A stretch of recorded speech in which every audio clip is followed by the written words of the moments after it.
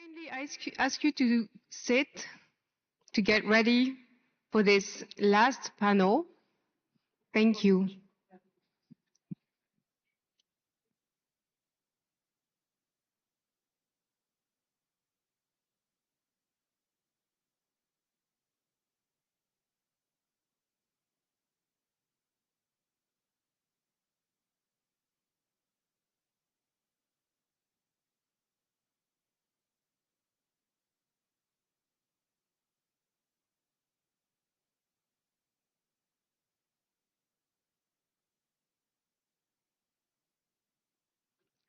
Dear all, what a pleasure it is to be here with you. My name is Emma van Dorp. I'm from the Protestant Church in Switzerland, and I will be moderating this panel for our conference. We have lived, we have heard and felt many things during this conference. Now, for this last panel, I invite you to continue on this path. To discuss the future of ecumenism, we have decided to broaden the table, as you can see. This panel will be divided in 3 parts. First, we will hear 2 voices of the present from 2 Getty students. They will read the message of the Getty 2025 and therefore lift up the voices of all the participants of the Getty. Then, 2 youth commissioners will carry a voice of the future and a concrete call to action. Third, we have the honor to hear the voices of 3 well-known ecumenical leaders. Each of them will propose their vision of the future for ecumenism. And finally, another youth commissioner will conclude with a hopeful message for ecumenism. So I invite now Sue San from the Rose of Sharon Lisu Baptist Church of Mainbar and Reverend Miles Baker Hunt from the United Methodist Church in the United States to share the Getty message. Thank you.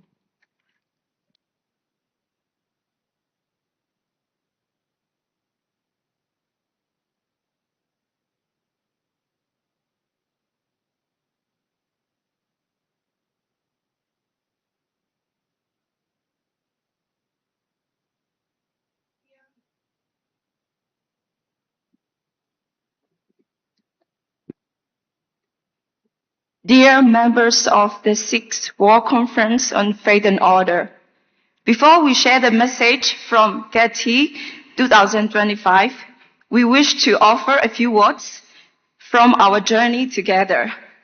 Getty 2025 has been a profoundly meaningful experience, a sacred time of learning, encounter, and transformation.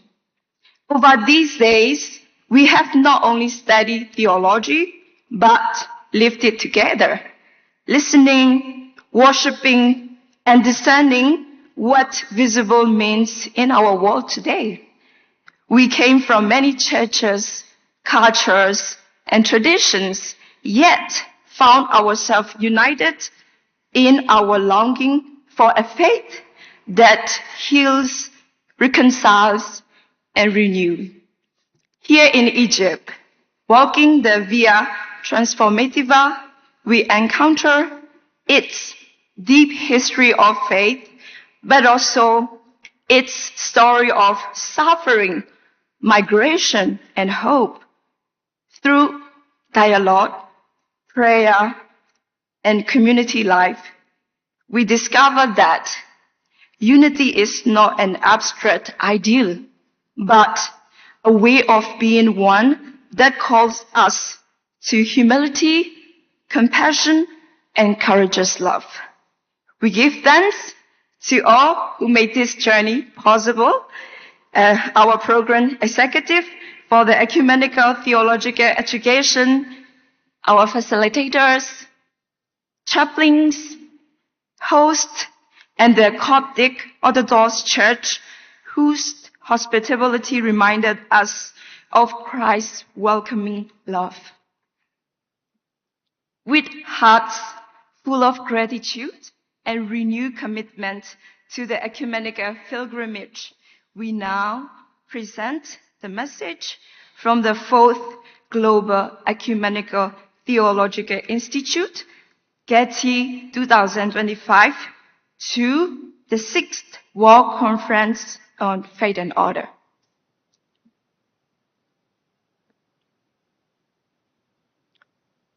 The 4th Global Ecumenical Theological Institute 2025 brought together emerging ecumenists and theologians at St. Bيشوي Monastery in Wadi el-Nطrون, Egypt, at the invitation of His Holiness Pope Tawadros II, Pope of Alexandria and Patriarch of the See of St. Mark of the Coptic Orthodox Church. The 6th World Conference on Faith and Order gathered under the theme of Where Now for Visible Unity?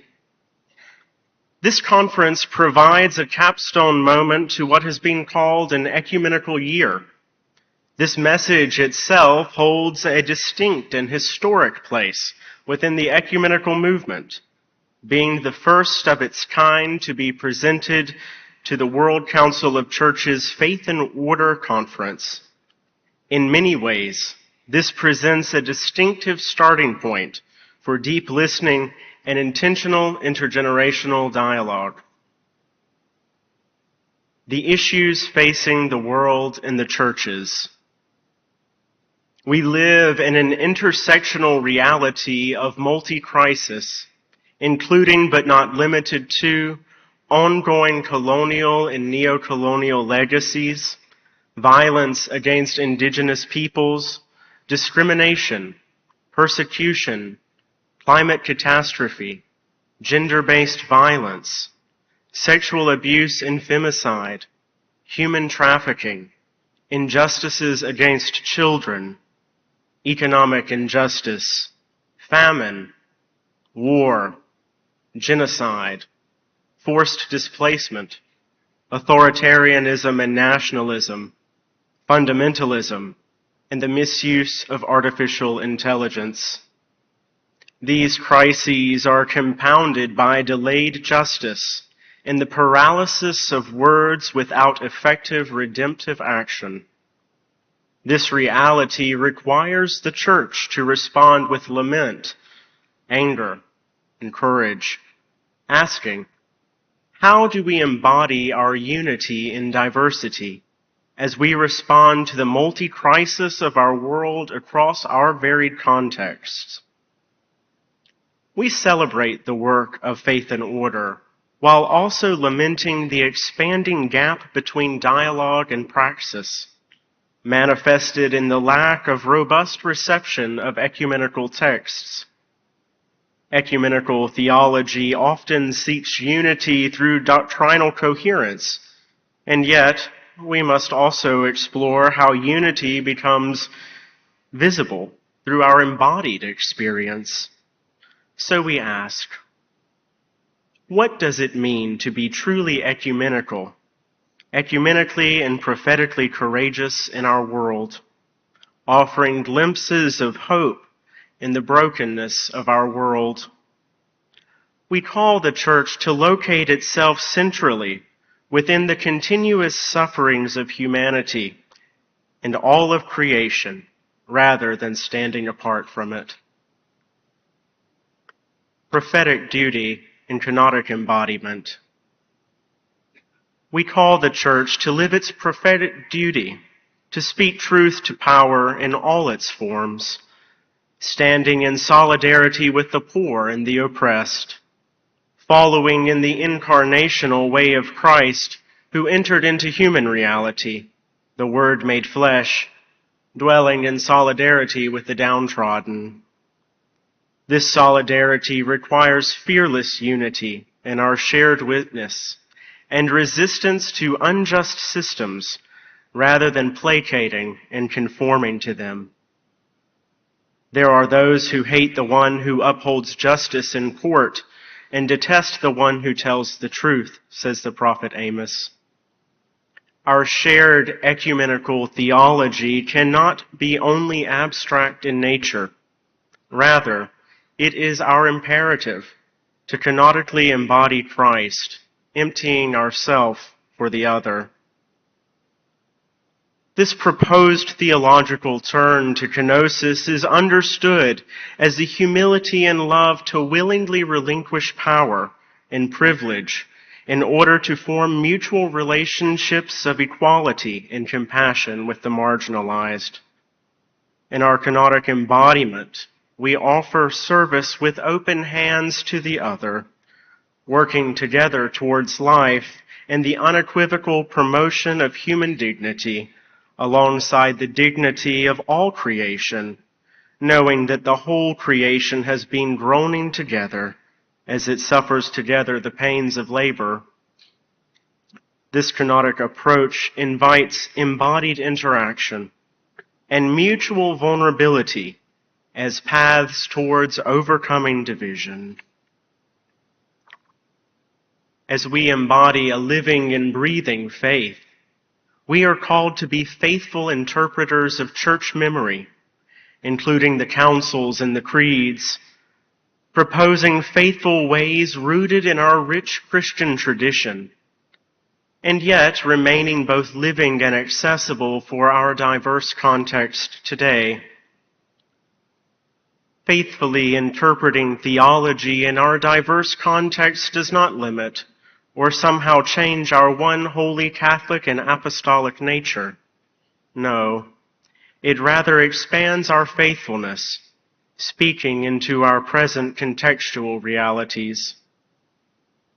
Such a way of reading allows our ancient confessions to speak anew in context of marginalization and hope.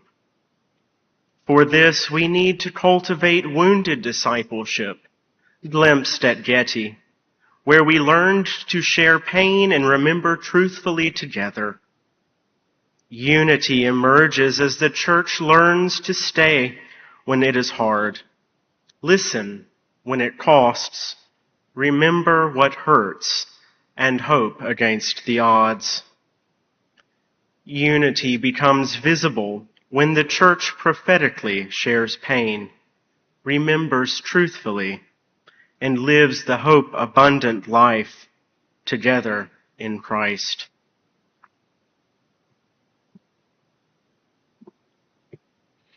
Reimagining faith and order for the 21st century.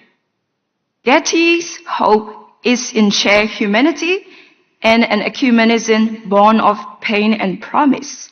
We call faith and order to deepen its engagement with the lived theology of people at the margins.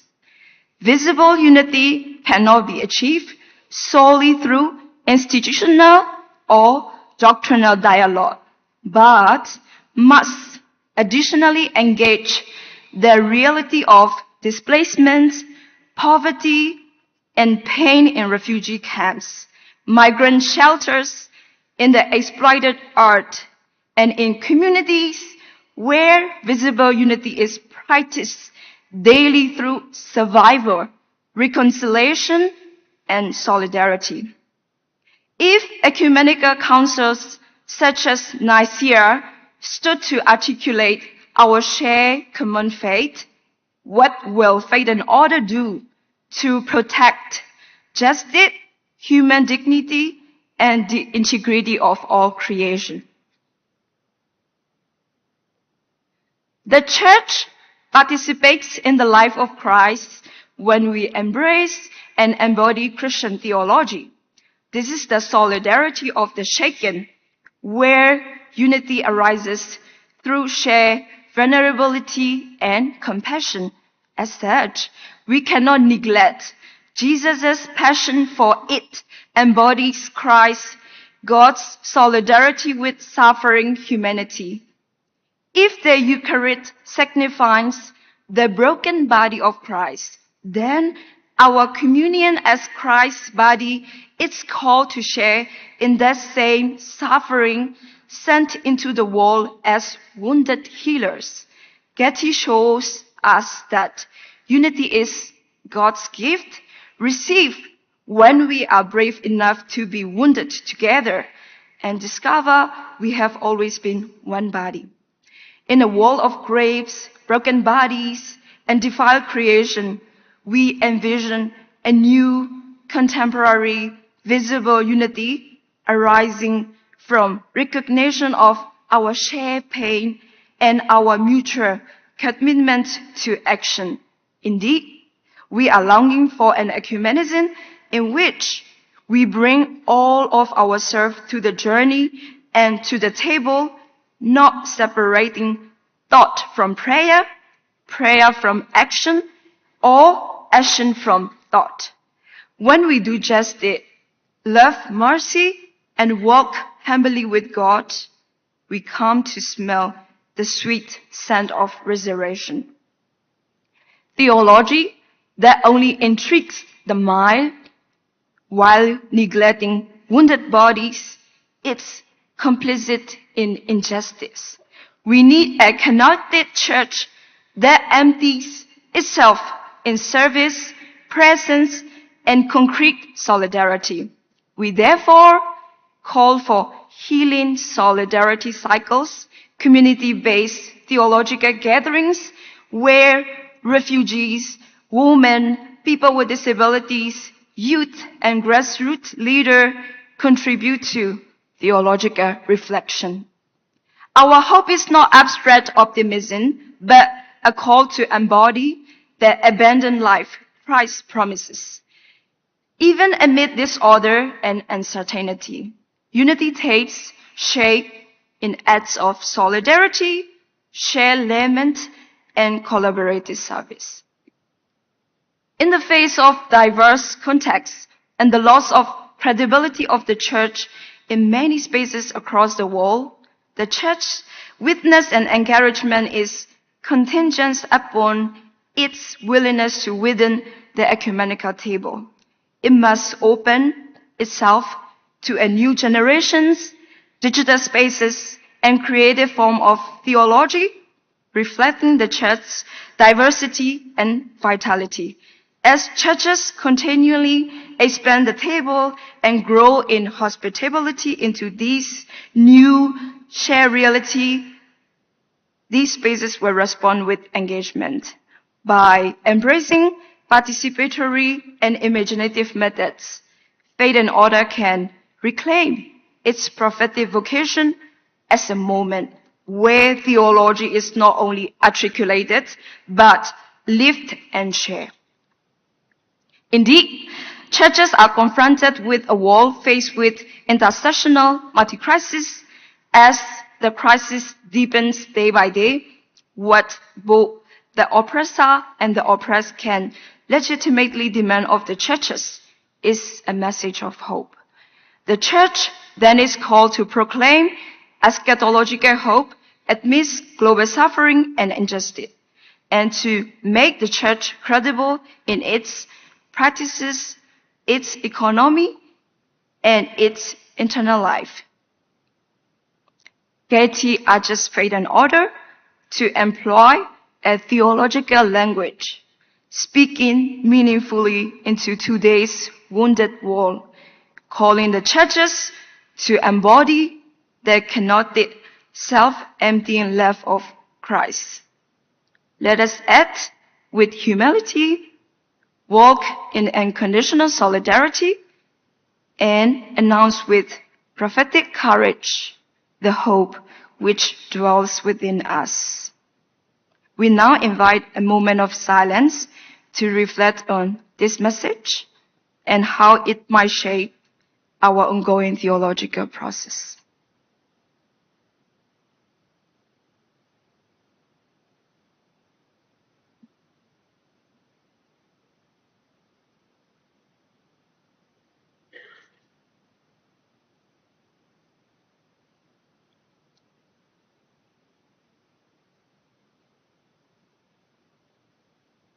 On behalf of Getty, we would now like to invite the Reverend Professor Dr. Stephanie Dietrich, moderator of the Commission on Faith and Order, to receive a copy of this message, which represents many fruits of our collective theological reflections. It is our shared hope this message will take its place in ecumenical history as we continue the pilgrimage together towards visible unity.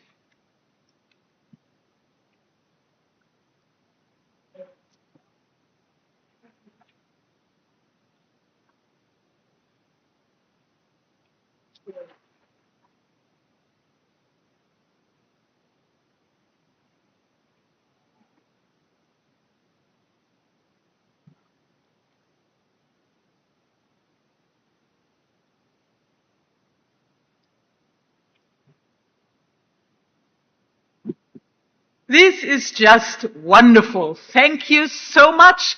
Thank you for challenging us. Thank you for telling us bravely where you want us to go. I was also very happy to see that quite a lot of what you are asking for is actually also issues we are already discussing in the Faith and Order Commission.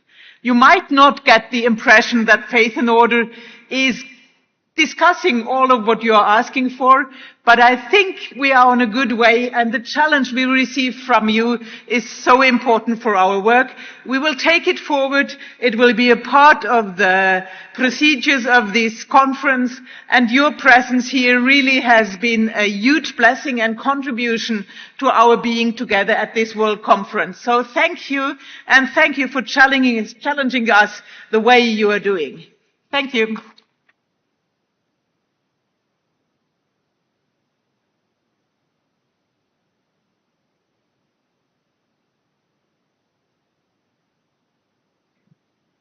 What a powerful moment. This message shows how much you have all worked and discussed for a theological discourse that is relevant for today, and we are very thankful for your message. And now I invite Maouli Asemidi to be a voice from the future from 2050. He is from the Evangelical Presbyterian Church of Togo.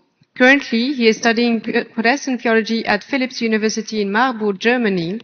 He is a member of the Faith and Order Commission and of the Young People in the Ecumenical Movement Commission.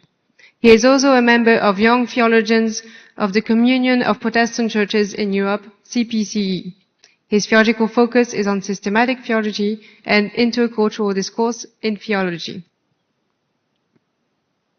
Thank you very much. One day, during a conversation, a teacher asked a young man what he could do to reach the greatest unity that exists. After a short discussion, they both agreed that to reach that unity, it is important to love God and to love one's neighbors. But since the teacher was confused about the meaning of the word neighbor, he asked the young man, "Who do you think is my neighbor? What do you mean?" Perhaps the teacher was confused because he was seeking a deeper explanation of this word which holds such great significance. Sometimes our academic, theological, or confessional orientations make us expect more than what is required to understand or to act. Sometimes in our ecumenical gatherings, we pretend not to know or not to see who our neighbors are. We can be somewhat hypocritical, and we do not listen to our neighbors to understand them or their context when they tell their stories. Dear ecumenical friends, if the condition for reaching the highest unity is not only to love God, but also to love our neighbors, then I ask you, who is your neighbor? By knowing who your neighbor is, how do you see him? Where do you find her? And what prevents you from seeing them in a way that leads to unity? Young people in the ecumenical movement are concerned about what is happening to the neighbors, people affected by conflicts, wars, the climate emergency, violence, racism, discrimination, and the many injustices occurring in our world. Today, we imagine ourselves in the future, the year 2050, looking back at the past and analyzing the progress made in 25 years of ecumenism from 2025 to 2050.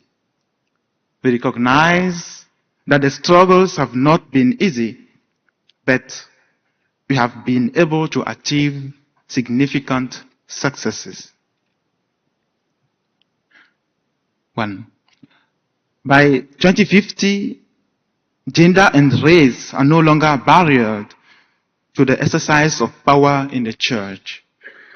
The fact that women are no longer systematically excluded from positions of responsibility in the churches, and that violence against women has declined, would have been unimaginable 25 years ago. Today, gender is no longer an obstacle to leadership in the church. This is thanks to the courageous young people who refused to be dominated by patriarchy any longer 25 years ago. Discrimination and violence of all kinds related to women's identity and dignity have declined, even though some differences remain among churches. True. In 2050, young people are consistently included in decision-making bodies and church structures because they have been entrusted with responsibility. They bring to the agenda our daily struggles and stories. Together, young and experienced people address issues that had been ignored for too long. We are proud to see greater participation by young people in leadership at local, national, regional, and global levels, regardless of their gender, sexuality, age, skin color, or social status, both in the church and in society. This is especially vital where autocratic and dictatorial systems have stifled the voices of the voiceless. 3. By 2050, churches have re-examined systems that tolerate injustice, those that have harm human dignity and creation itself. We take as examples the work of ecumenical bodies that stand with oppressed and vulnerable people. These churches have acknowledged that some of their own structures once tolerated injustices, but they have now spoken the truth to themselves, fought for human rights, and become a bulwark against climate crisis and forms of oppression. 4. As we gather now, reflecting on 25 years of AI's transformation of our world, we can affirm that the digital age did not erase humanity. It redefined our understanding of it.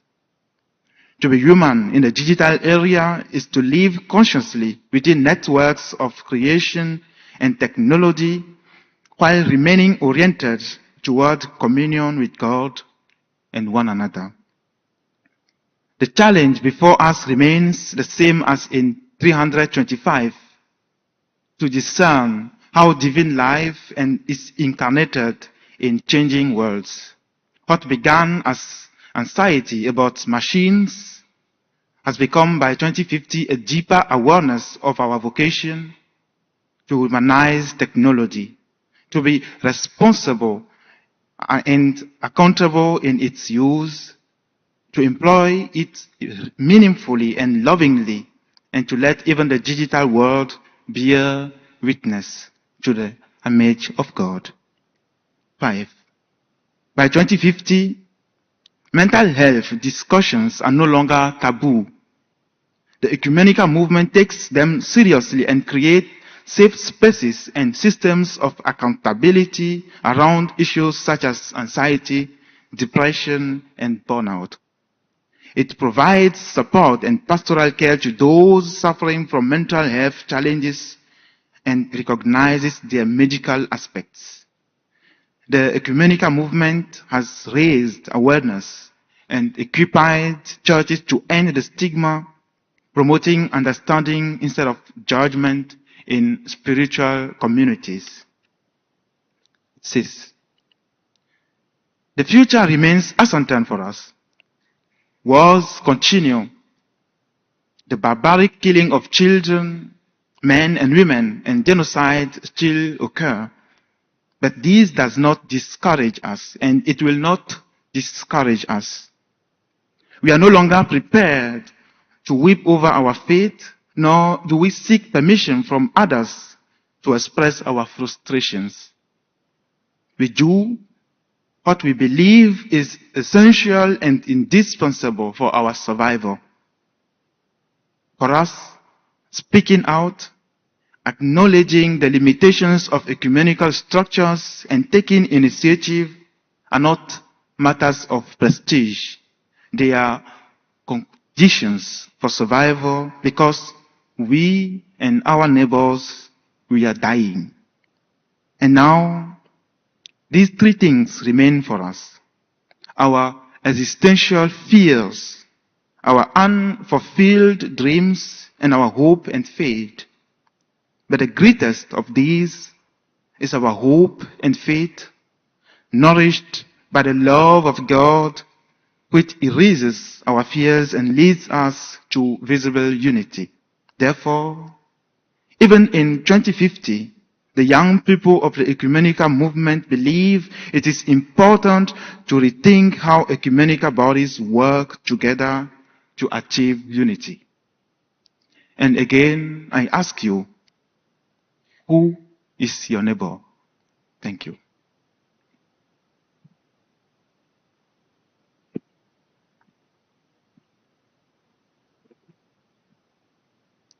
Now that Mawuli has talked about 2050 and has asked us a question, I invite Jacqueline to answer.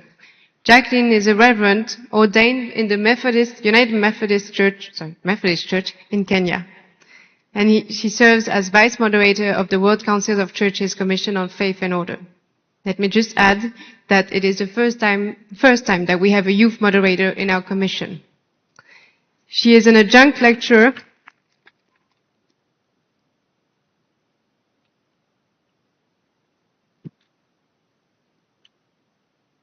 She is also an adjunct lecturer at St. Paul's University in Kenya, where she teaches gender and systematic theology. She also holds the position of secretary in the Circle of Concerned African Women Theologians. So, Jackie, what is the call to action from young people in the ecumenical movement? Thank you so much, moderator. We, the young people in the ecumenical movement, stand in unbreakable solidarity with the marginalized, the excluded, and those pushed to the peripheries of the world. We pledge our lives to bearing witness to justice, reconciliation, and unity here and now. As my colleague Mauli has so powerfully envisioned, the future we long for will not arrive on its own. It demands action today. We affirm that unity is no distant dream. It is a living, breathing commitment to justice, dialogue, mutual respect, mutual care, and radical love for one another. As young people, we hunger for a communion that shatters harmful divisions, selfish distractions, and toxic differences. We look forward to an ecumenism that makes God's reconciling love visible in the church and in the world. We call the church to rise beyond eloquent statements and polished words to action. We ask the church to listen to the cries of the oppressed, learn from the wisdom of the wounded, act together so that faith becomes a revolutionary force for the reconciliation of this fractured world. The ecumenical future will only flourish if we boldly choose justice over comfort, truth over silence, and love over fear. We commit to tireless action until every corner of this earth is made habitable to all, free from discrimination, bias, or prejudice. Young people are not waiting. Please, ecumenical friends, join us. Thank you, moderator.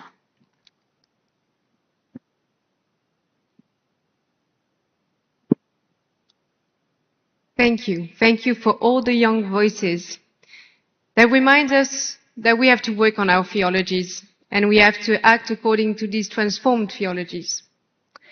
We now turn to our ecumenical leaders as they answer this question. With your experience in ecumenism and different perspectives, how do you envision the future of ecumenism? Where do you think that we could see more signs of visible unity? And I invite first Reverend and Professor Esther Mombo to answer. She teaches in the School of Theological at St. Paul's University on history, ecumenism, and African women's theology. She has served the WCC as co-moderator of the Ecumenical Theological Formation, and she is also a member of the Circle Concerned African Women Theologians. Thank you very much for allowing me to participate in this last panel, which is intergenerational. Thank you for the work that has gone ahead of us, that we've been engaged with during these last few days. In envisioning the future, I'm not sure whether we want to envision it or to accept that the future is here. The future is here because, as we discuss, we hear voices that have for a long time been marginalized. Those voices, we hear them here today. We do want to admit, personally, that as I teach ecumenism to students at my university, one of the things that is normally raised is which ecumenism, not where ecumenism. It is argued that ecumenism is taking place among people in the villages, people who share the joys and challenges within their communities.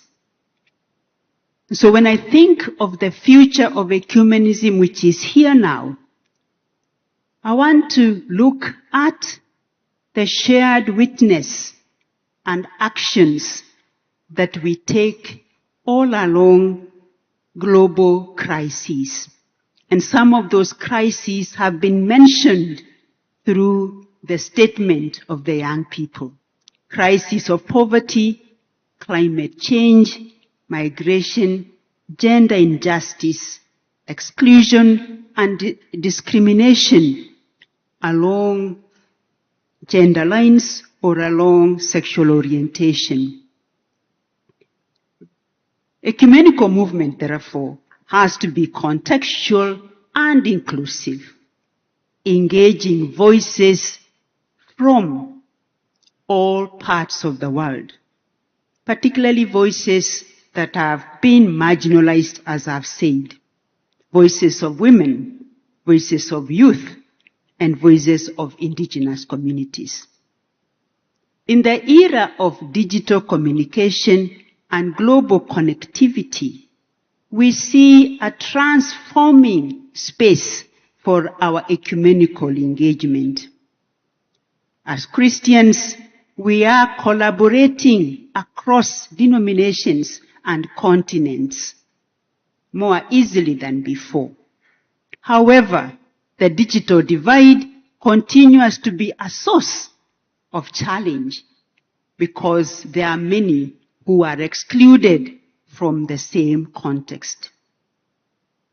Theologically, the future of ecumenism that we see here now has to emphasize reconciled diversity rather than uniformity, valuing distinct traditions and seeking common witness to Christ in the world. The vision of unity is that shifting from institutional mergers to collaborative mission, mutual learning, and shared spirituality. I want to use the example of young people. They've been mentioned here before. The Gen Z in Kenya 2024.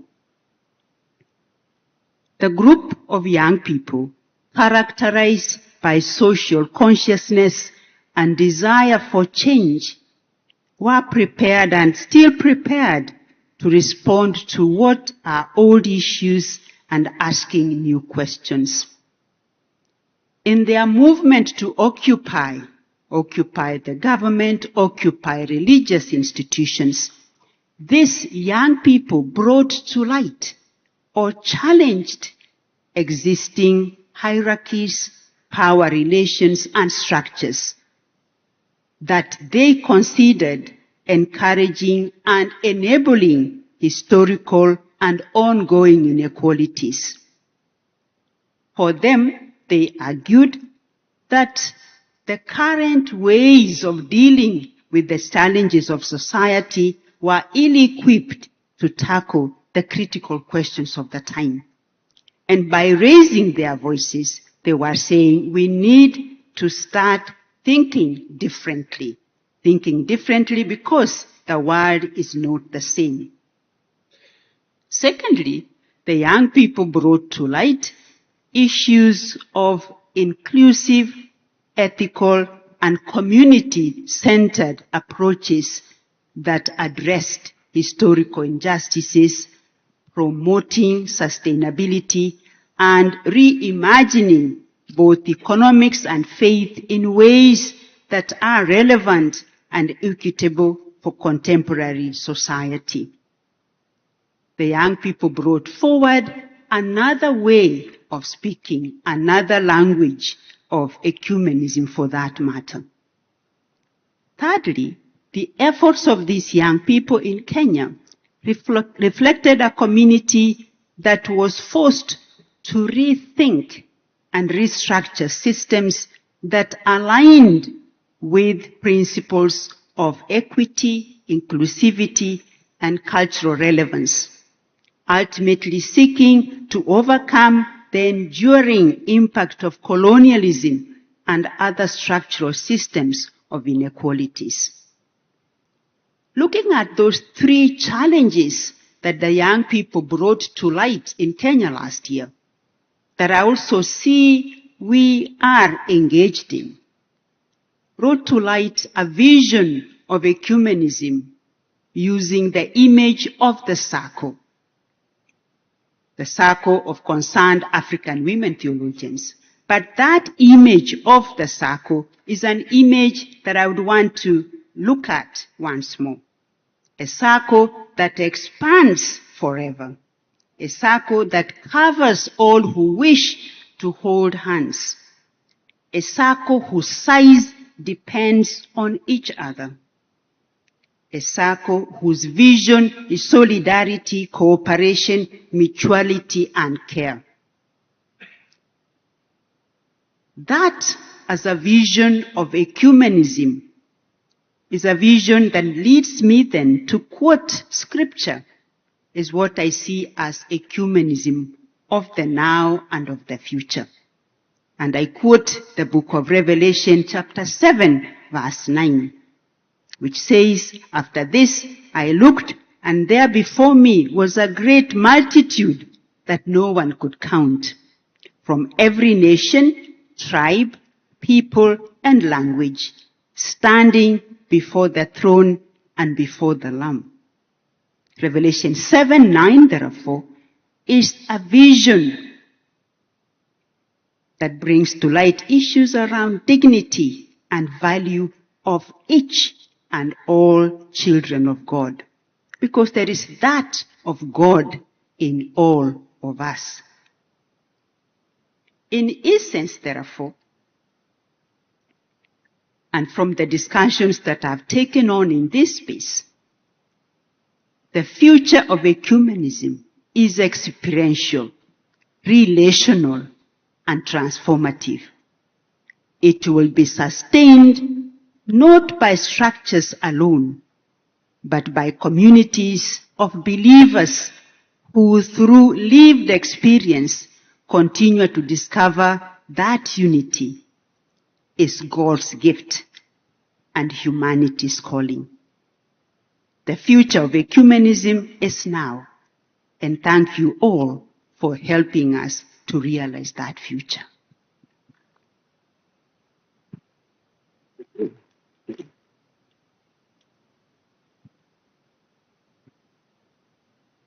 Thank you, Reverend Professor Esther Mombo.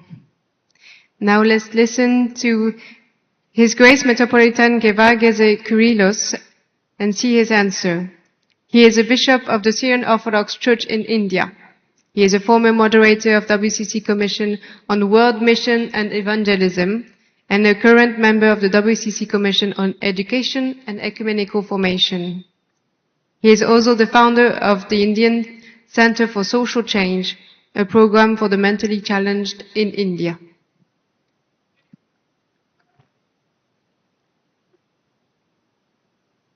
Good afternoon.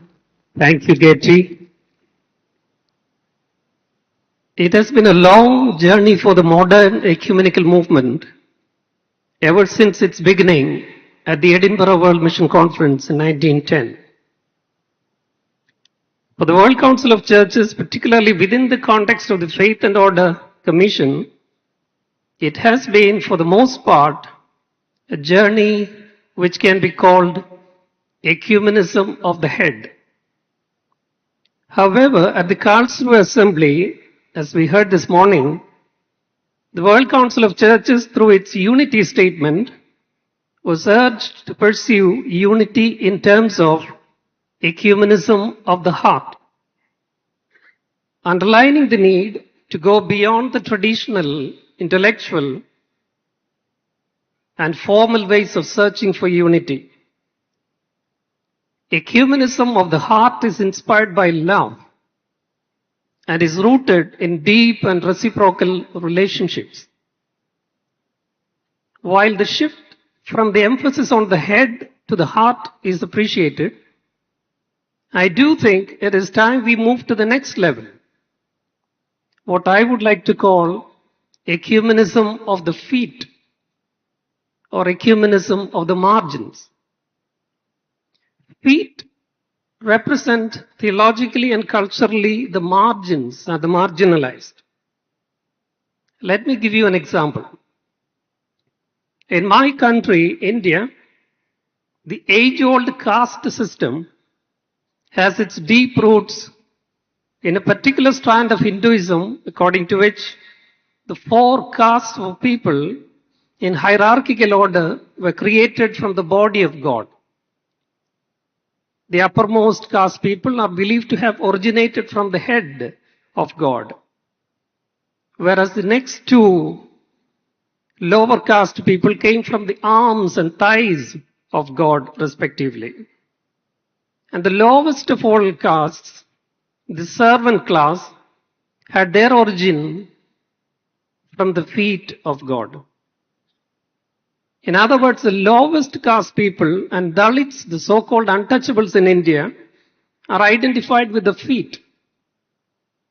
It is at the feet, at the margins, that future ecumenism, as a prophetic movement, should pitch its tent, that is, among the poor and the oppressed.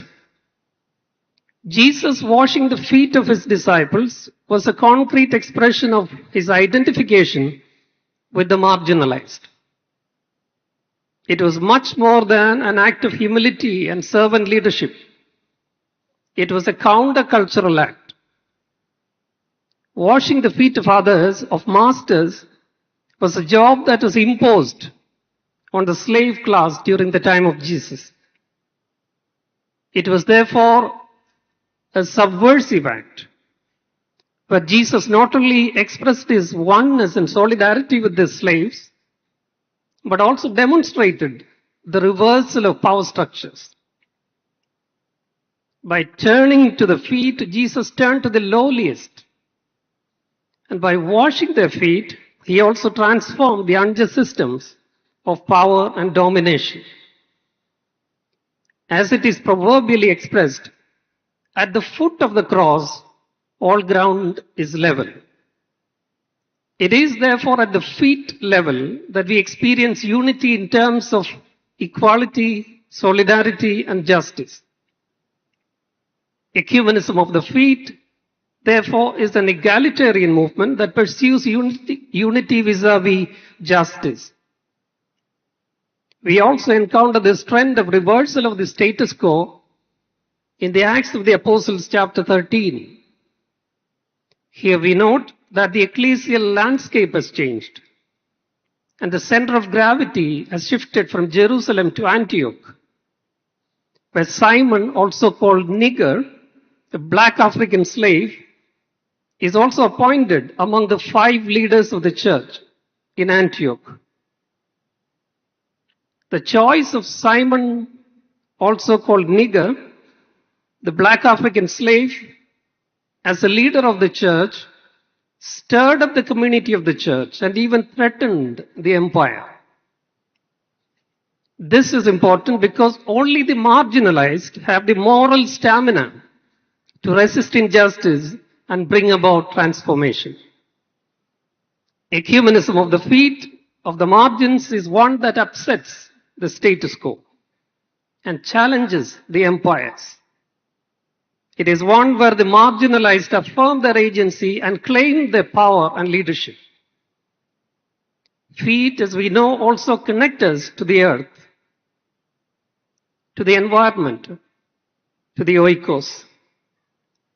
Feet are our points of contact with nature. Ecumenism of the feet, therefore, is an organic movement where justice, including eco-justice and climate justice, is addressed with a sense of urgency. In short, ecumenism of the feet, of the margins, has the potential to liberate the ecumenical movement from its metaphysical captivity and bureaucratic institutionalism. While ecumenism of the head, for the most part, remained at the level of theological discourse, ecumenism of the heart brought it down to the level of diaconia, often understood as charity or compassion. Ecumenism of the feet, however, takes it further down to discipleship, subversive discipleship, that is. While ecumenism of the head and the heart can sit comfortably with imperial structures and can function without necessarily challenging the empires of our times, ecumenism of the feet offers us a vision of an anti-imperial and a prophetic movement of people at the margins. Whereas ecumenism of the head has been about faith-seeking understanding, ecumenism of the heart can be perceived in terms of faith-seeking compassion and charity. Ecumenism of the feet, on the other hand, is about faith-seeking justice. It demands that our discourse about the mystery of God must have its feet grounded in the misery of people and the planet. Unlike the ecumenism of the head and the heart, ecumenism of the feet represents a bottom-up approach, a movement of and at the margins. It is at the level of the feet that the word assumes flesh. If love is the language, then justice is its grammar.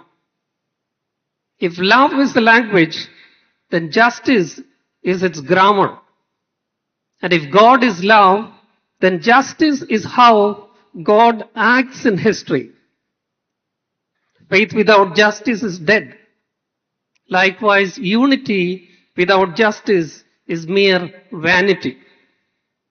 The role of future ecumenism, as I understand it, in terms of ecumenism of the feet, is to provide the grammar of justice to the language of God, to the language of love. So where now for visible unity?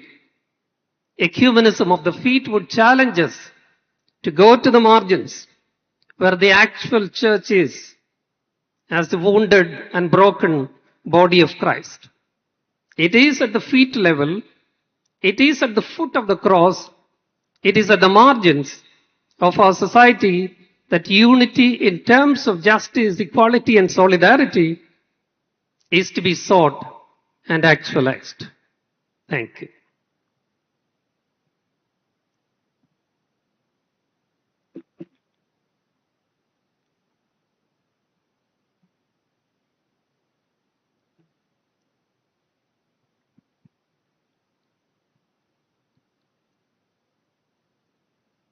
Thank you.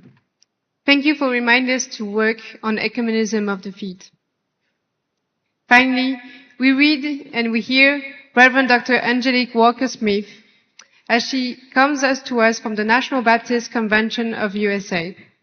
She serves as WCC President from North American Turtle Island and strategic for Pan-African Orthodox and Ecumenical Faith Engagement at Bread for the World in Washington, D.C. She also serves on the governing board governance roles for the National Council of Churches in the USA and served as the president of the historic Black churches and Christian Churches Together. She received a doctorate degree from Princeton Theological Seminary, Master of Divinity from Yale University Divinity School, and undergraduate degree from Kent State University. Good evening. So I hear I have the last word. So many words have already been stated, and I certainly want to recognize and celebrate what has already been presented. I don't really want to repeat what we've already heard. I just want to say, as a good Baptist, amen and ashe. So I begin in that regard. That being said, I will offer a few more comments to the discussion. First and foremost, I would like to say we must be a Sankofa people. What do I mean by that? We have been doing that for the past few days. We've been going back to fetch for this moment and for the future. I think we must always remember that God's people have always been a Sankofa people. And that is one of the reasons why these past days have been so significant. We have come to this conference, many of us wounded,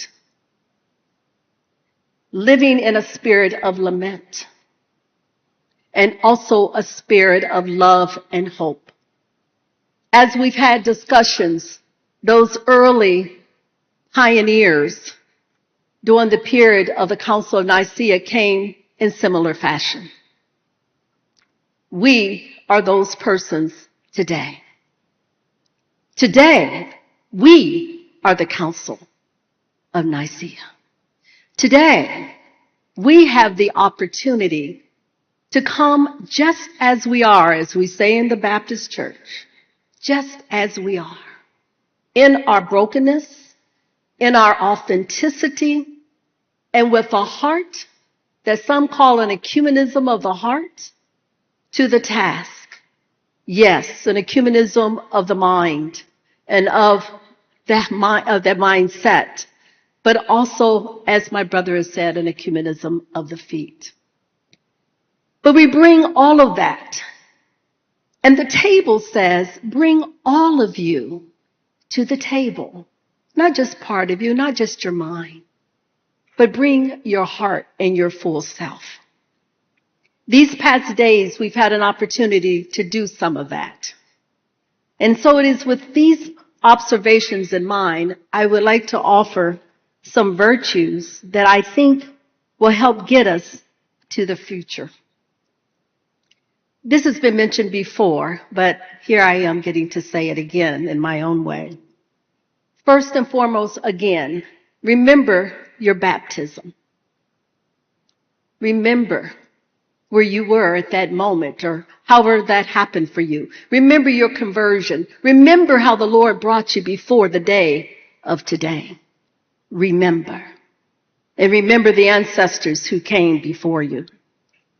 When we do this, we acknowledge the virtue of humility. Because when you understand the great cloud of witnesses and that you didn't just get here, it is humbling.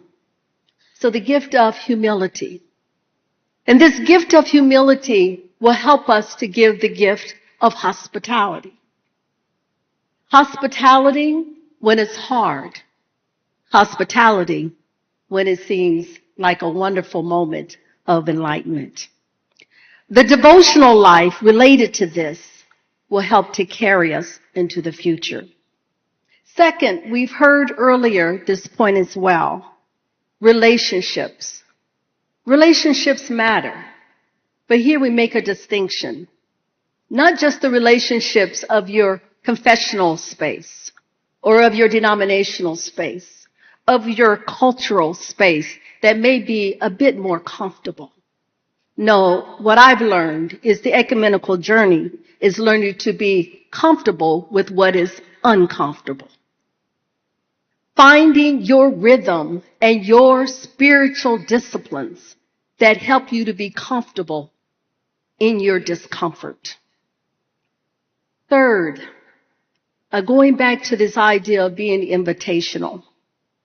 What this really means is creating space for those who you don't want to keep space with, or keeping space with those who are younger, who are coming along, and not just young adults, but we're in the land where the Holy Child, the baby, came with the Holy Family.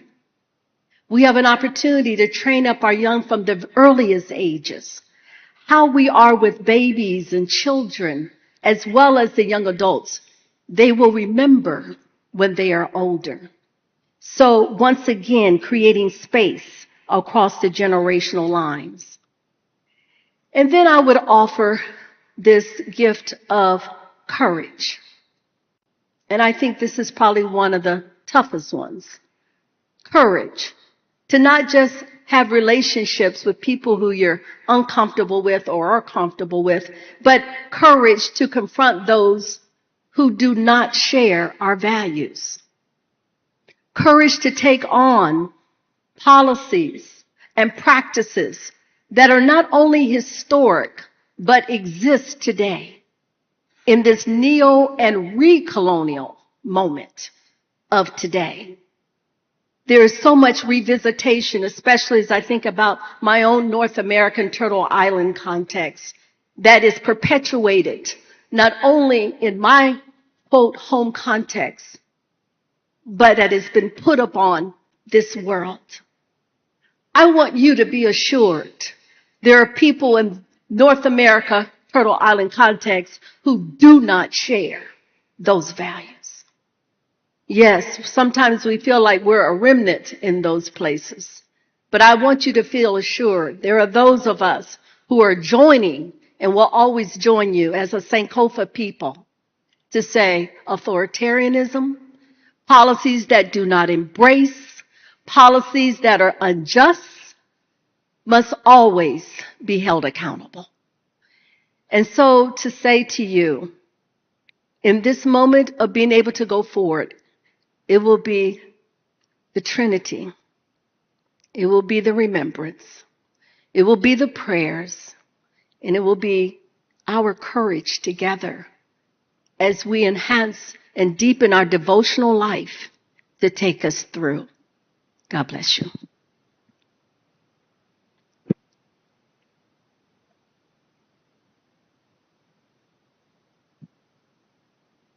Your answers have been a good reminder that we still need to do a lot, but we have already done a lot too. Thank you. And on that note, let us conclude with a hopeful message from Tijana Petković-Breć. She is from the Serbian Orthodox Church and a teaching assistant at the Faculty of Applied Science at the University of Ludwigsburg. Her PhD is in systematic theology on one of the challenges of modern technologies and ethics. She is also a member of the Faith and Order Commission.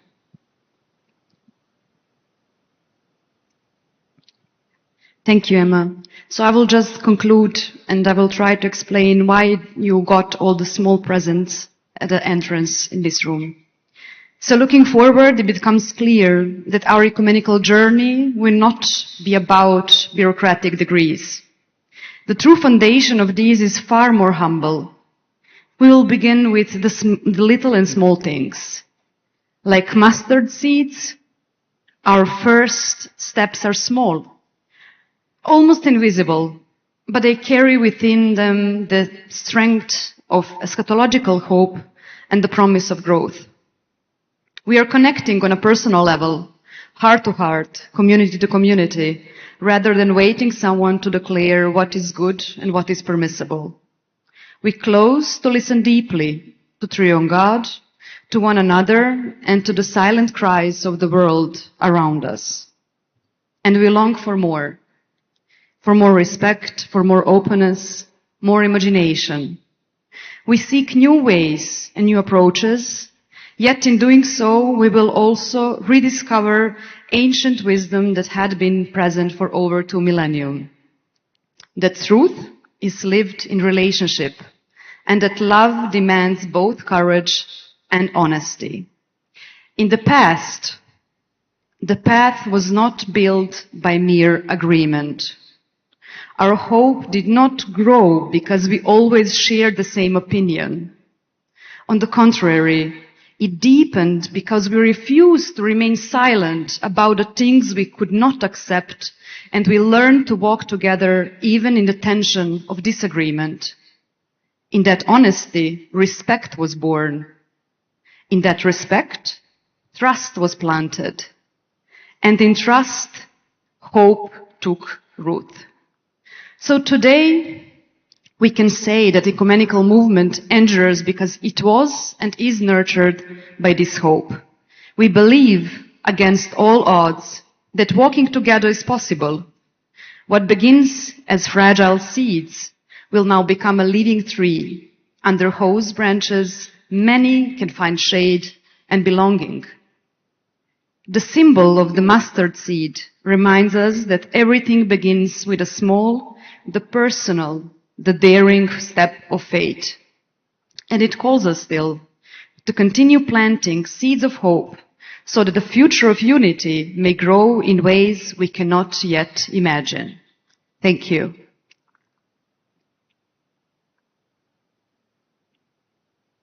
We also kindly invite the Getty participants to come in front of the stage. Together with them, we also invite young delegates, advisors, stewards, logos, scouts, all you to join. Let's give them all around the applause and thank you for your action today and also in the future.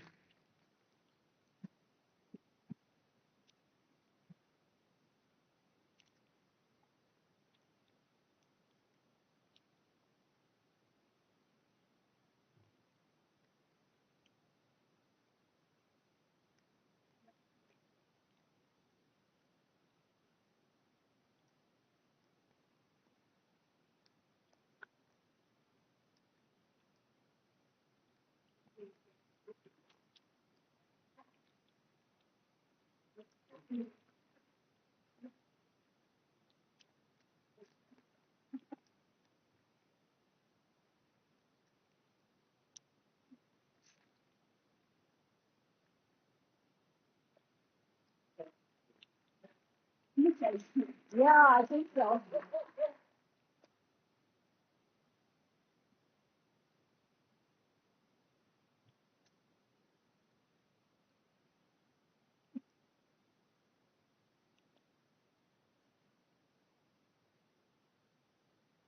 Thank you all for your dear and very active participation in this panel and during the whole 2 weeks that you have done a lot and also for the last 5 days for the whole conference.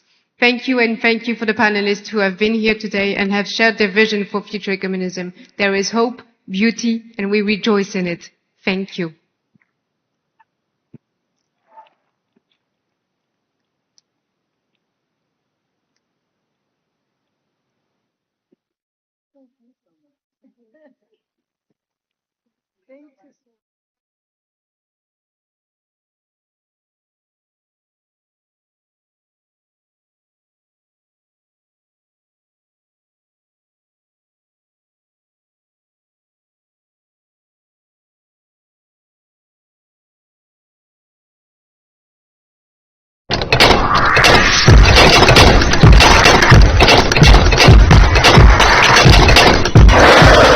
المحبة لا تسقط أبدا.